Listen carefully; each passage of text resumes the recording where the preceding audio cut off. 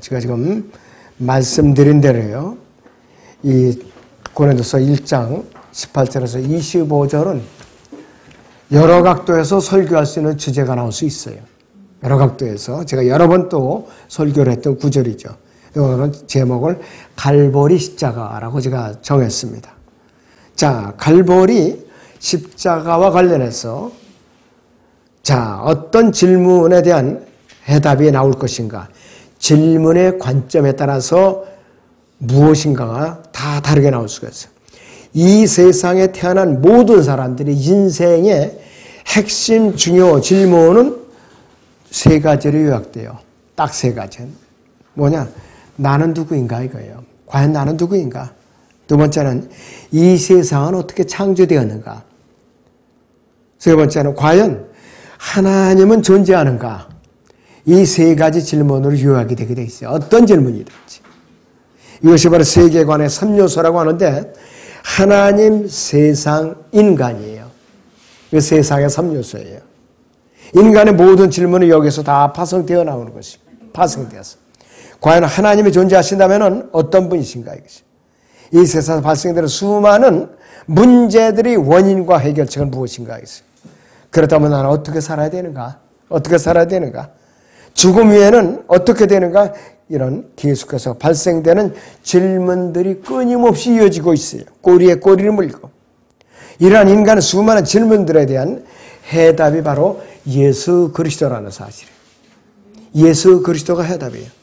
그렇지만 오늘 이 당장 매 끼니마다 무엇을 먹을까, 무엇을 입어야 될까 이런 것들을 생각을 한다면은 고통스러운 인생일 수밖에 없지요. 그래서 오죽 검은 복고 뭐 열린 무덤이라고 다 얘기했어요.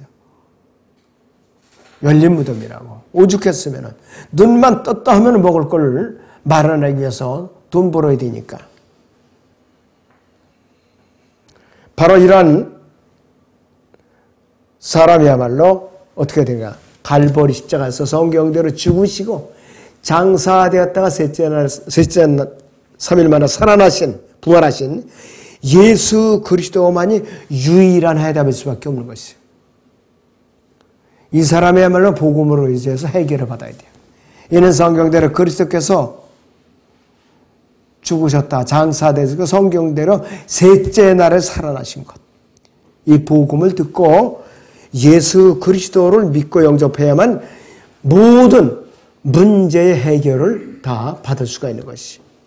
사람의 생각과 행동이 그의 가치관에서 나오고 그 사람의 가치관이 믿음에 근거한다고 생각해 보면은 예수 그리스도, 주 예수 그리스도야말로 유일한 해답이 될 수밖에 없어요.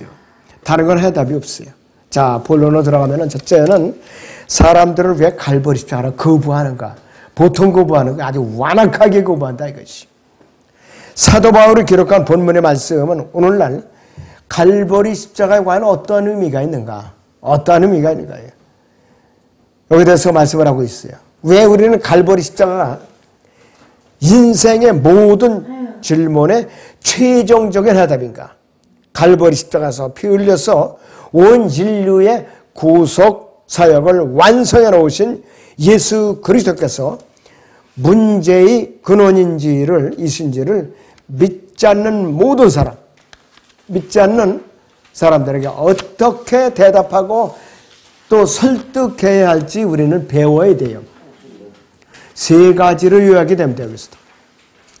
십자가의 도가 세 가지로 요약이 될 수가 있어요. 자, 고린도서 본문 1장 18절에 다시 봅니다. 십자가를 전파하는 것이 멸망하는 자들에게는 어리석은 것이지만 구원을 받은 우리에게는 하나님의 능력이라 그랬습니다. 멸망하는 자들에게는 어리석은 거죠. 즉 구원을 받지 않은 자들에게는 어리석은 것이지만 구원받은 우리 그리스도인들에게는 하나님의 능력이라 이것이에요. 첫째는 모든 사람은 죄인이에요. 타락한 아담 안에서 태어났기 때문에 모든 사람은 영이 죽어서 태어났고 혼이 타락해서 태어났기 때문에 죄인이라 이것이에요. 자기 힘이나 능력이나 노력으로는 결코 진리이신 예수 그리스도께 도달할 수가 없어요. 진리를 알지니 진리가 너희를 자유케 하리라. 요한복음 8장 32절 하반절에 남아있죠. 그 진리이신 예수 그리스도, 그분을 알아야 된다 이것이요. 구약에서 약속된 구원자 메시아는 바로 예수 그리스도예요. 구약의 모든 예언이 예수 그리스도에 대해서 초점을 맞추고 있어요. 그럴 때는 신구약 전체의 주제가 왕국이라고 그랬어요. 이 땅에 왕국을 세우는 것. 신약의 강령이 고난에 동참하는 거예요. 예수 그리스도의 고난에 동참하는 것이. 자, 십자가의 또 두 번째는 삼위일체 하나님으로서 하나님의 보좌 오른편에 예수 그리스도께서 아담에서 타락하여 영원한 지옥 흉보를 피할 수 없는 저주 아래 놓여 있는 죄인들을 구원하시고자 친히 육신을 입고 이 땅에 오셔서 갈보리 십자가에서 성경대로 속죄 제물로 드려지심으로써 완전한 속죄의 제사로 완성해 놓으신 거예요. 히브리서 9장 12절을 잠깐 같이 봅니다. 염소와 송아지 필요하냐고 오직 자신의 피로 한 번 성소에 들어가셔서 우리를 위하여 영원한 구속을 이루셨느니라. 하는 성소에다 그분의 피를 뿌려놓은 거예요. 영원한 속죄 제사를 드렸어요. 구약에서는 죄를 지을 때마다 제물을 끌고 성막에 가서 제사장의 그 자백을 하면은 제사장의 그 짐승이 머리에다 안수해가지고 짐승을 대신 잡지요. 피를 제단에다 뿌려요. 그러나 신약에서는 예수 그리스도의 피를 한 번 흘려주심으로써 속죄 사역이 완전히 끝난 거예요. 끝났다. 어느 구원파는 목사는 재미있는 말을 써요. 땡 종쳤다 이거예요. 두 번 다시 제사를 드릴 필요가 없게 돼 있다 이거예요. 자, 그렇게 속죄 사역을 완성해 놓으셨어요.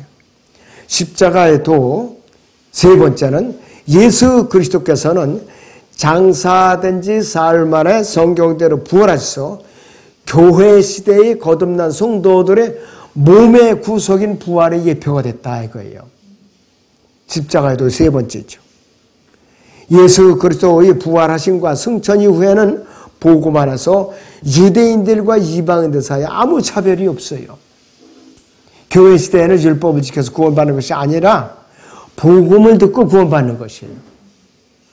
그래서 교회 시대는 누구든지 복음을 듣고 주 예수 그리스도를 개인의 주와 구세주로 믿고 영접하면은 하나님의 자녀가 되고 하늘의 생명체에 기록이 되고 그리스도와 함께 공동 상속자 되고 성령의 전이 되는 것이에요. 이것이 바로 십자가의 도예요. 그래서 이 세상에 태어난 모든 인간을 구원할 수 있는 유일하신 구원자는 오직 주 예수 그리스도예요. 갈보리 십자가 외에는 구원의 길이 전혀 없어요. 구원의 길이 전혀 없어요. 이것이 바로 십자가의 도인데 멸망하는 자들에게는 어리석은 것이죠. 그래서 또 지혜에는요, 하나님의 지혜와 인간의 지혜가 또 구분이 됩니다. 하나님의 지혜와 인간의 지혜 두 가지로 구분이 되는데, 고린도전서 1장 25절을 이제 보시면은, 자, 여기 같이 읽습니다. 시작. 이는 하나님의 어리석음이 사람들보다 더 지혜롭고 하나님의 연약함이 사람들보다 더 강하기 때문이라 이랬습니다. 하나님의 지혜는 감히 인간의 지혜와 비교조차 할 수가 없어요. 비교조차 할 수가 없어요. 인간의 지혜, 즉 인간의 이성은 하나님의 계시를 잘 이해하고 사용하는데 역시 우리가 사용하는 것이. 그런데 인간의 지혜를 너무 높이 평가해서 하나님의 지혜를 무시하면 바로 그 순간부터는 인간의 지혜는 하나님의 지혜와 대립하기 시작하는 거예요. 인간의 지혜가 하나님의 지혜가 비교하자 그러면은 그때부터 인간의 지혜와 하나님의 지혜는 서로 대립하는 거예요. 그러니까 하나님을 대항하는 거예요, 바로. 세상에는 의외로 그런 사람들이 너무나도 많은 거예요. 너무나도 많아요. 우리 주위에 수두룩합니다, 지금. 자, 고린도서 1장 19절에서 20절을 보면은 기록되기를 내가 지혜 있는 자들이 지혜를 멸하고 총명한 자들이 명철을 없애리라 했느니라.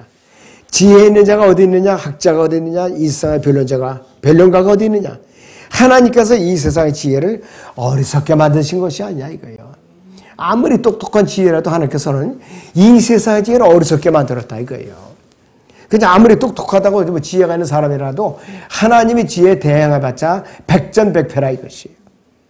세상에는 하나님의 지혜를 대적하는 자칭 지혜 있는 자들, 학자들, 변론가들의 의외로 너무 많이 있어요.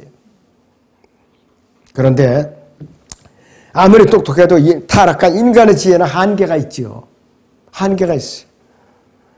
고린도서 1장 22절 23절을 보면 유대인들은 표적을 구하고 그랬어요.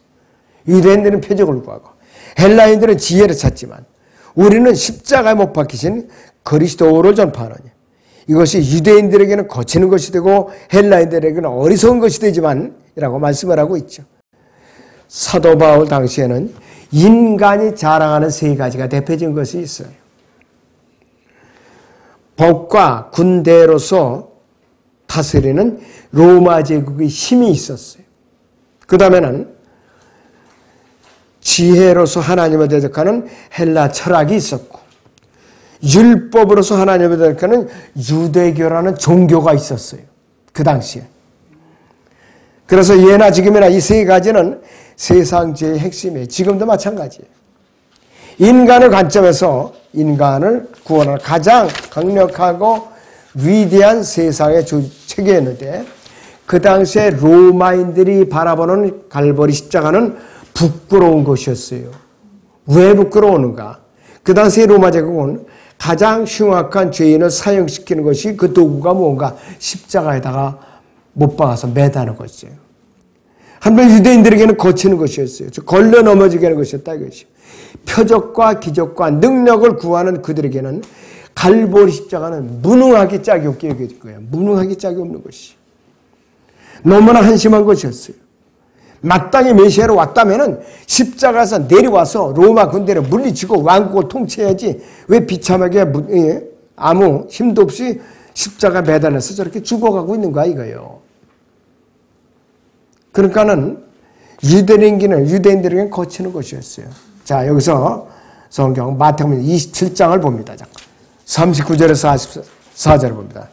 지나가던 사람들이 머리를 흔들며 주를 모독하여 말하기를 성전을 헐고 3일 만에 짓는 자여 네 자신을 구원하라. 만일 네가 하나님의 아들이거든 그 십자가에서 내려오라고 하더라.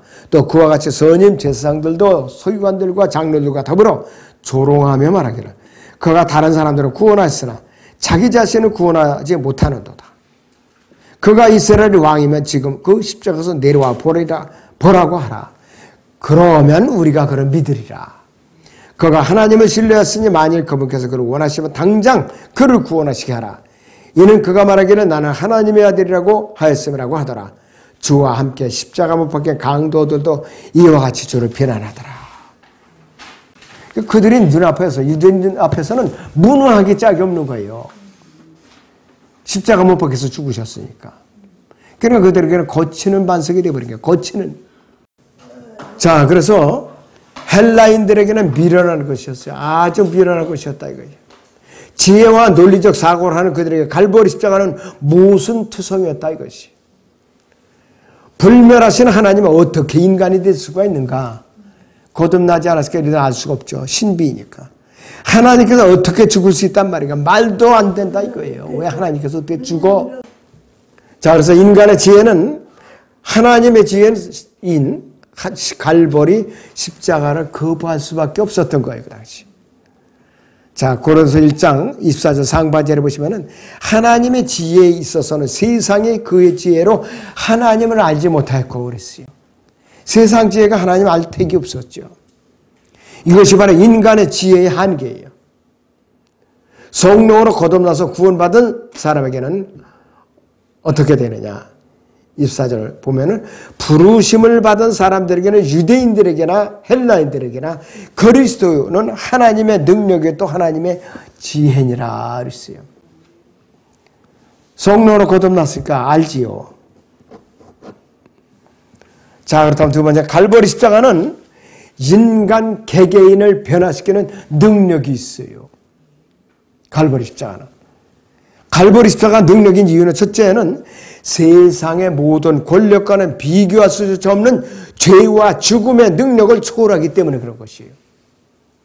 모든 사람은 태어날 때부터 인류의 조상 아담의 타락을 인해서 죄성을 지닌 상태로 태어나기 때문에 죄의 능력의 포로로 태어난 것이에요. 혼이 타락했기 때문에, 영이 죽었기 때문에. 그러나 죄와 죽음을 이기는 능력이 갈보리 십자가의 능력인데, 갈보리 십자가는 죄에서 자유를 얻게 하는 놀라운 능력이 있어요. 놀라운 능력이 있어요. 갈보리 십자가는 죄로부터 자유하게 한다 이것이.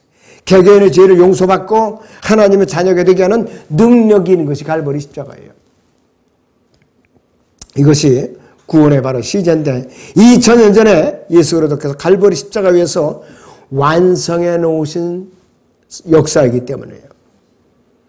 자, 그래서 두 번째는 만약 내가 오늘 세상을 떠나다면은 무엇을 갖고 몸의 구속을 받은 이후에 그리스도의 심판서 여기서 설 수 있는가 이것이요. 세상에는 그냥 아무것도 없어요. 아무것도 가져갈 수가 없어요. 동전한 일도 가져갈 수가, 아무리 온 이쁜 것도 입고 올라갈 수가 없어요. 왜? 예수님께서 아무리 비싼 옷도 구원받은 성도로 다 벗겨버려요. 의의 세마포를 입혀서 끌어올린다 이거예요. 그래서 여러분들 비싼 옷 있으면은 지금 부지런히 입으세요. 지금 여러분들 이 시대에 아끼지 말고 오직 갈보리 십자가를 통해서 구원을 받고 예수 그리스도를 섬긴 일, 또 주님의 고난에 동참한 것, 이거 외에는 아무것도 우리는 남을 것이 없어요. 그리스도의 심판석 앞에 오면 그것만 남는 거예요. 불에다 타버리고. 이것이 바로 구원의 미래 시제예요.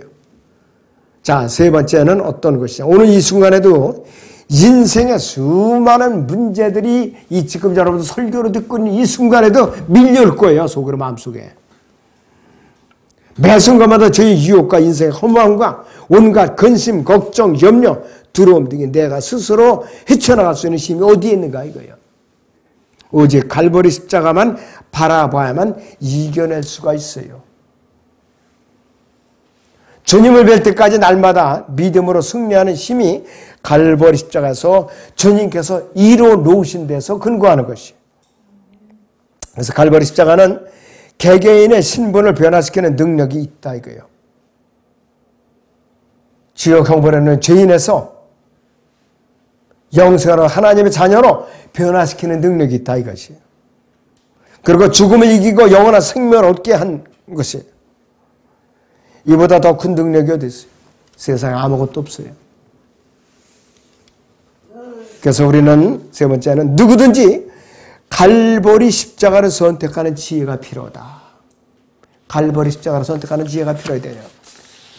자, 초등학교만 나왔을지라도 갈보리 십자가를 붙들고 거듭나서 영원한 생명을 얻은 사람이 가장 현명한 사람이에요.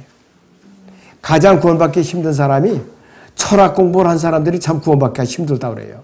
철학 공부를 한 사람들. 또 철학 박사학위를 받은 사람들. 왜? 너무 논리적으로 따지니까. 갈보리 십자가는 절대적인 하나님의 지혜입니다. 그리고 갈보리 십자가는 세계관의 세 가지 핵심 질문에 대한 해답을 주는 것. 바로 하나님의 지혜인데 첫째는 나는 누구인가?